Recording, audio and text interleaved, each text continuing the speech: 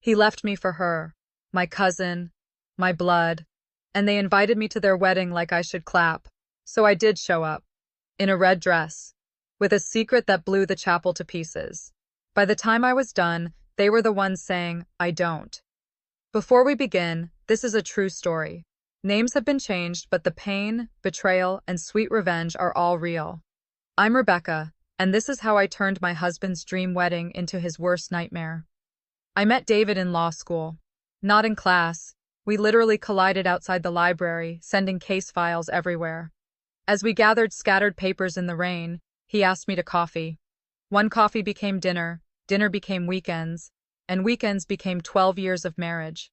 He was brilliant, charming, and most importantly, he made me feel safe. We built our life methodically. First came the small apartment in Boston, then his position at Harrison and Myers Law, followed by my corporate consulting career. By 30, we had the Tudor house in Beacon Hill, summer cottage in Cape Cod, and the kind of life that made our Christmas cards look like magazine covers. Emma was always the family's wild child. My mother's sister had spoiled her rotten after Emma's father died. While I was grinding through law school, Emma was bouncing between art schools in Europe, spending her inheritance on finding herself. We weren't close, but we were family. That meant something. At least I thought it did. She crashed back into our lives last spring, broke and between opportunities, as she called it. Her Instagram-influenced dreams had collapsed along with her trust fund. I still remember David's hesitation when I suggested she stay with us. It's just temporary, I assured him. She needs a fresh start. Emma arrived with 4 suitcases and a sob story about toxic roommates and job market struggles. At 32, she still had that dewy-eyed innocence that made everyone want to protect her, including my husband, apparently. The changes were subtle at first. David started coming home later, claiming big cases needed attention. Emma would cook elaborate dinners, waiting up for him in those silk robes she called loungewear. I'd find them in the kitchen, laughing over inside jokes that died when I entered. I ignored the warning signs, the lingering touches, the way Emma started dressing like me, even buying the same perfume. How David's eyes followed her around rooms. I was busy with a massive corporate merger, working 14-hour days. When I was home, I was exhausted. Emma was helping by taking care of the house, my husband, our life. Then came the business trip to Chicago. 3 days of meetings that ended early when my biggest client caught flu. I took a red-eye home, thinking I'd surprise David with breakfast in bed. Instead, I heard them before I saw them. Emma's giggles, David's low murmurs, floating down our hallway like poison gas. Standing in my own foyer, I felt reality shift.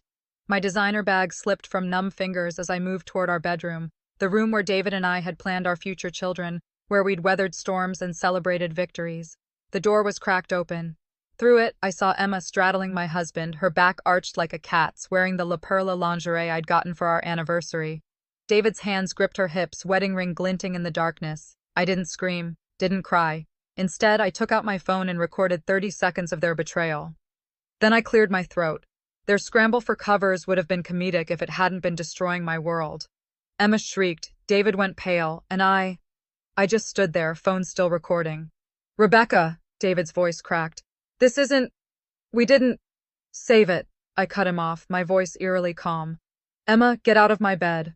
She clutched the sheets to her chest, tears already streaming. Always the victim, our Emma. Becca, please, we never meant... Get out. She fled past me, trailing my expensive sheets behind her like a twisted bridal train. David sat there, chest heaving, mouth opening and closing like a landed fish. 12 years, I said softly.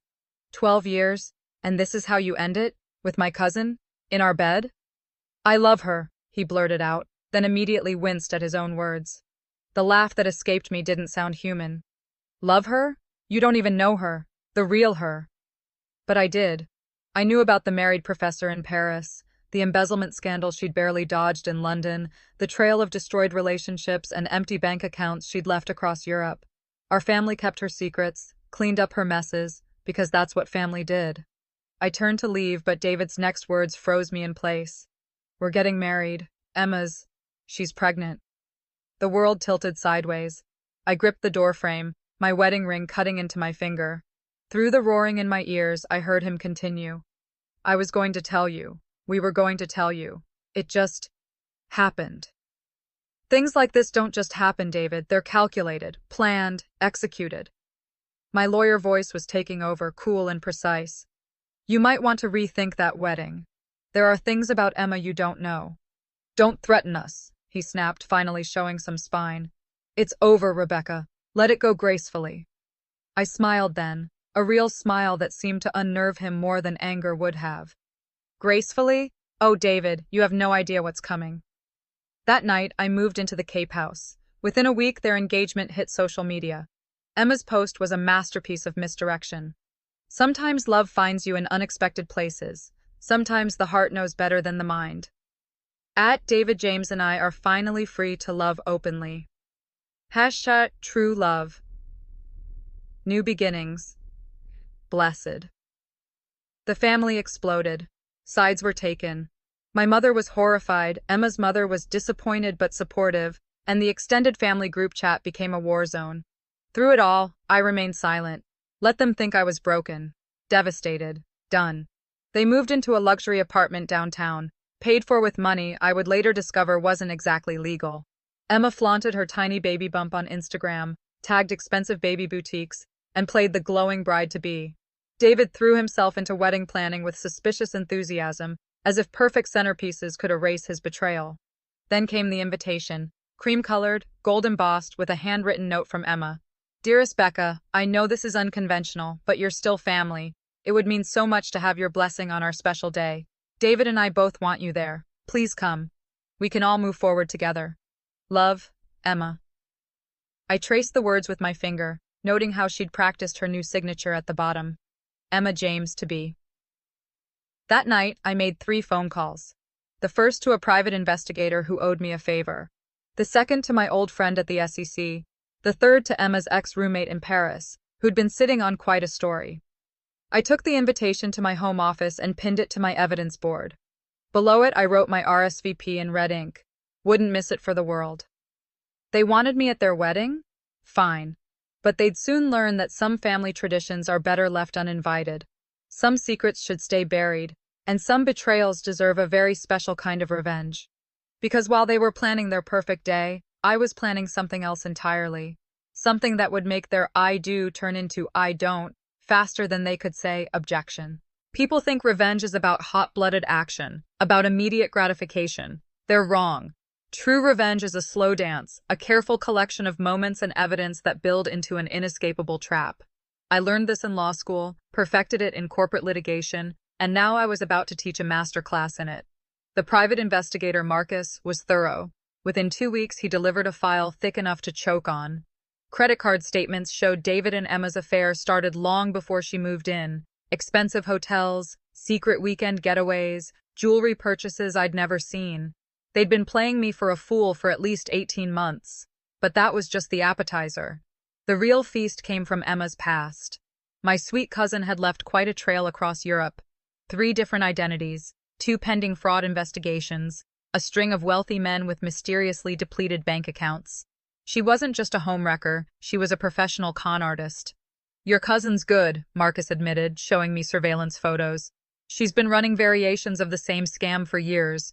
Get close to wealthy men, usually married, then disappear with whatever she can take. And the pregnancy? I asked, studying a photo of Emma leaving an upscale medical clinic. Marcus hesitated.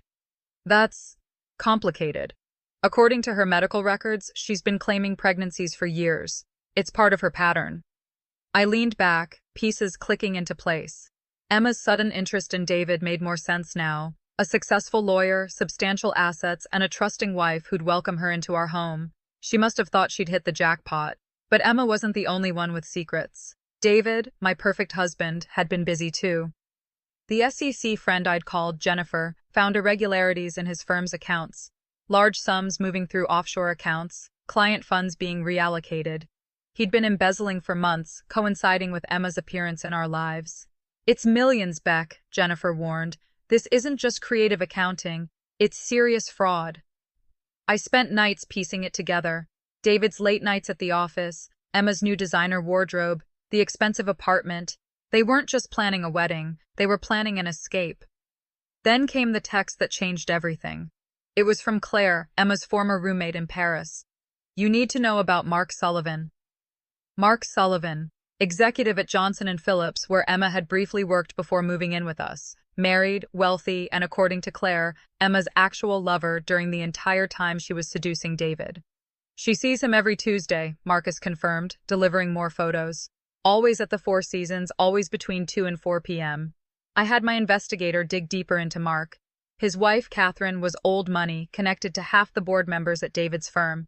If this exploded, it wouldn't just destroy Emma's wedding, it would take down David's entire career. But I needed proof of everything. Undeniable, public-worthy evidence that would make their wedding day unforgettable. I started small. Anonymous tips to David's managing partners about financial irregularities. Whispers in the right social circles about Emma's European adventures.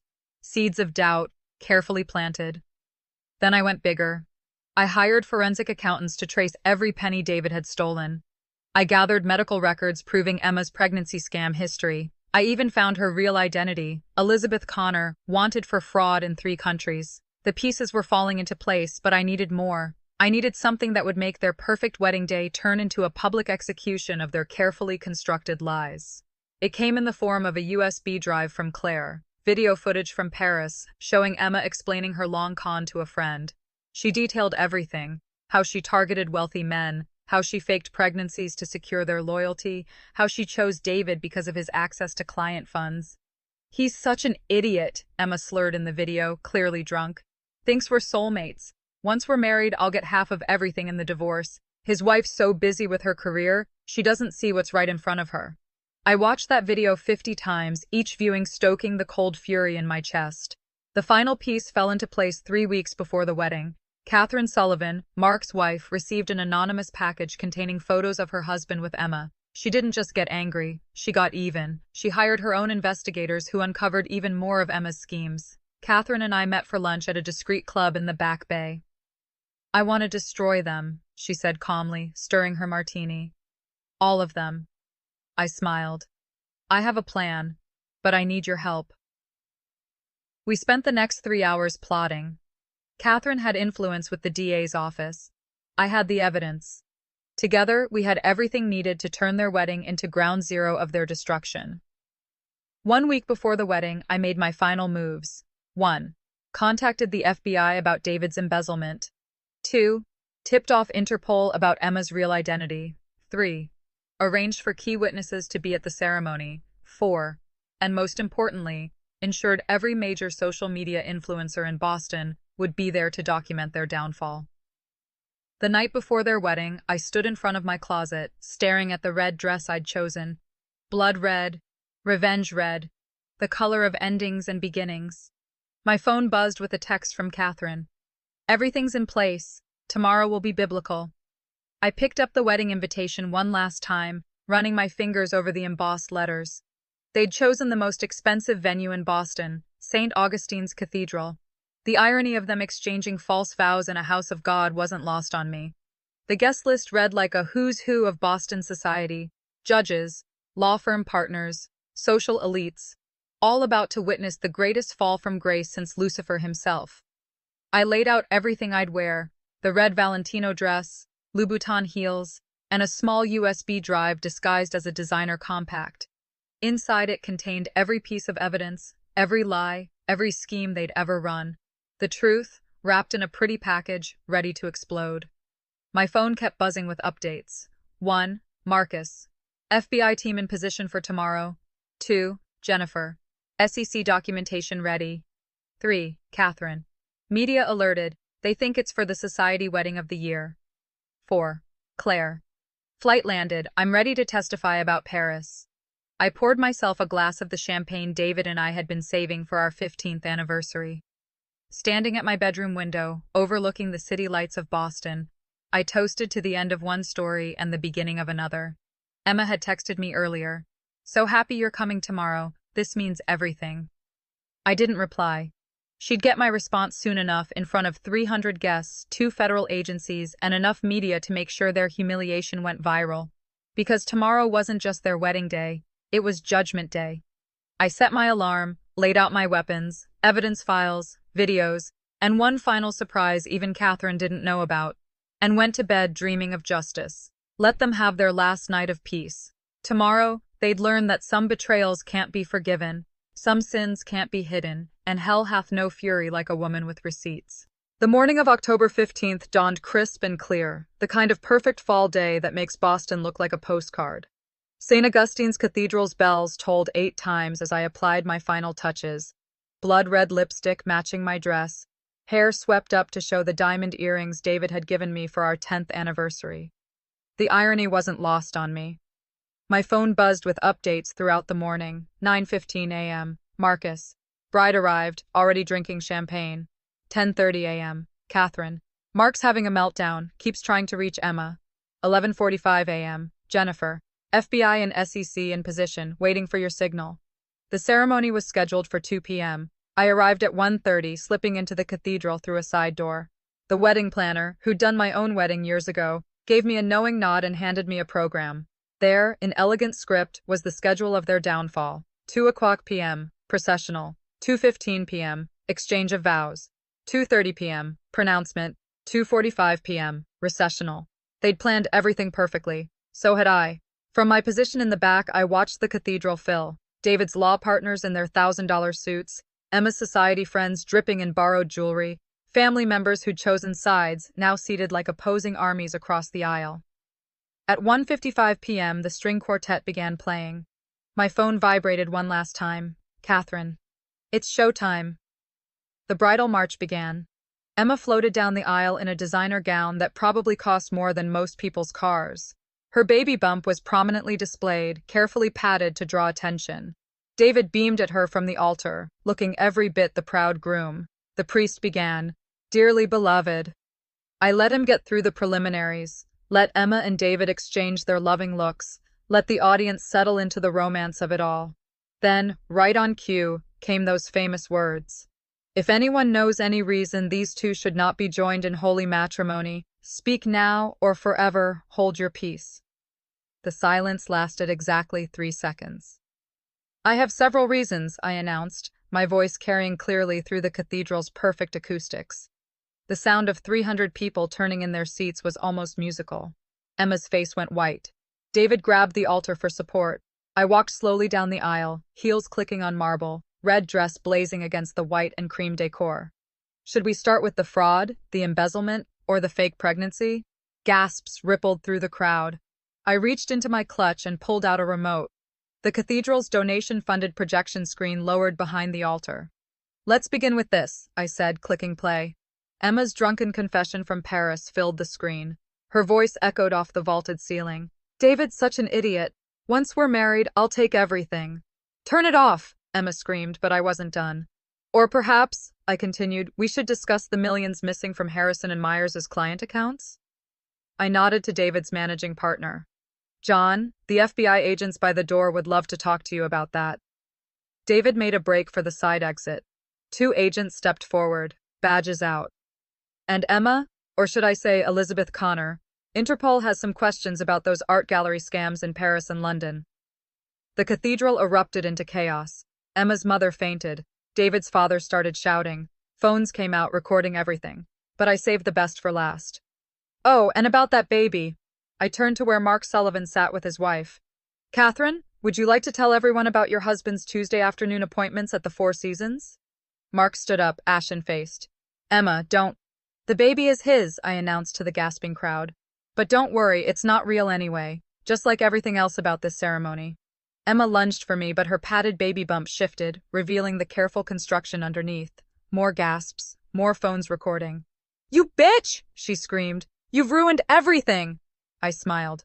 No, sweetie, you did that all on your own. The FBI moved in. David was handcuffed by the altar where he'd been meant to say his vows. Emma tried to run, but her designer gown tangled around her legs. She went down in a heap of white tulle and lies. As they led them both away, I turned to address the stunned crowd. The reception's been cancelled, but don't worry. The open bar at the Four Seasons is still on me. Consider it a celebration of justice rather than marriage. The cathedral slowly emptied, guests torn between shock and the promise of free premium liquor. I stayed behind, watching the media frenzy unfold on the front steps. Catherine approached me, champagne in hand. That was magnificent. It's not over, I replied, checking my phone. The SEC is raiding David's office right now. Interpol's flagging Emma's passports. By midnight, they'll have nothing left. And us? I smiled, taking the champagne. We have front row seats to the show. As we walked out into the October sunshine, past the media circus and police cars, I caught my reflection in a window. The red dress was perfect. The victory was sweeter than any wedding cake could have been. 1 year has passed since the wedding that wasn't. They say time heals all wounds, but sometimes it just makes the revenge sweeter. David's trial lasted 3 weeks. The evidence was overwhelming. $4.2 million embezzled from client accounts, wire fraud, tax evasion. His legal team tried spinning it as a crime of passion, claiming Emma had manipulated him. The jury didn't buy it. 15 years in federal prison, no possibility of parole for 12. I attended every day of the trial, sitting directly behind him in that same red dress. He never once turned around. Emma's fate was more complex. Interpol had quite the file on Elizabeth Connor, aka Emma Roberts, aka Sophie Dubois, aka, well, you get the picture. Art fraud in Paris, investment scams in London, marriage cons in Geneva. She'd been busy before setting her sights on David. She tried fleeing to Canada the week after the wedding. The Border Patrol was waiting. Turns out, Catherine's connections reached further than anyone suspected. Emma's currently serving 10 years, with pending charges in 3 European countries once we're done with her. The family fallout was biblical. Holiday dinners will never be the same. Emma's mother, my Aunt Sarah, had a complete breakdown when she discovered her daughter's true nature. She found evidence that Emma had been stealing from her for years, funding her European art studies with her mother's retirement savings. I should have seen it, Aunt Sarah told me over coffee last Christmas. All those stories about successful galleries and wealthy friends. I wanted to believe she'd finally found her path. The law firm survived, barely. 3 partners resigned.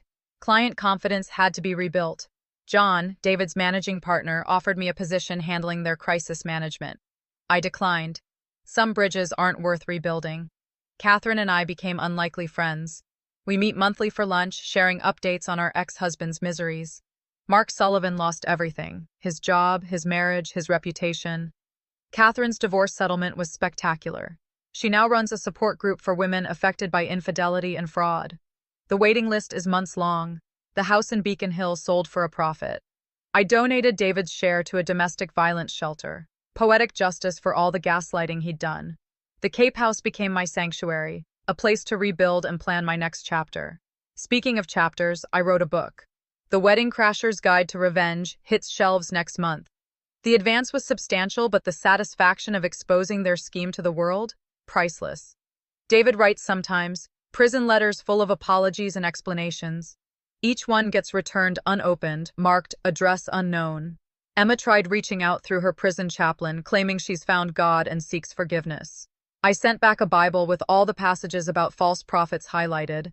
The media circus eventually died down, but the story took on a life of its own. Netflix is interested. They want to make a limited series about the scandal. Catherine's pushing for Nicole Kidman to play her. I don't care who plays me as long as they get the red dress right. Last week, I received an interesting letter. A law firm in New York had been investigating Emma's past cons. Apparently, she'd hidden away quite a fortune in offshore accounts. As her closest living relative not currently incarcerated, I was named in some very interesting documents. The irony of inheriting her ill-gotten gains isn't lost on me. I'm using it to start a foundation for fraud victims. People ask if I regret exposing them so publicly, if I could have handled it privately. They don't understand. Some betrayals deserve an audience. Some lessons need witnesses, and some revenges are best served in a cathedral, with 300 guests and a social media live stream. David and Emma wanted a wedding for the ages. They got their wish, just not the way they planned. As for me, I'm dating again. Slowly, cautiously. He's a federal prosecutor I met during David's trial. He appreciates a good revenge story and knows better than to lie to a woman who keeps receipts. The red dress hangs in my closet, a reminder that sometimes the best revenge isn't just living well, it's making sure those who wronged you live badly. They say karma comes after everyone eventually. Some people just need a little help ensuring it arrives on schedule, properly dressed, with supporting documentation and federal agents in tow. And me? I'm just getting started. Last month, I received a wedding invitation. Catherine's daughter is getting married in the spring. The dress code specifically states, red is reserved for the guest of honor. Some traditions are worth keeping.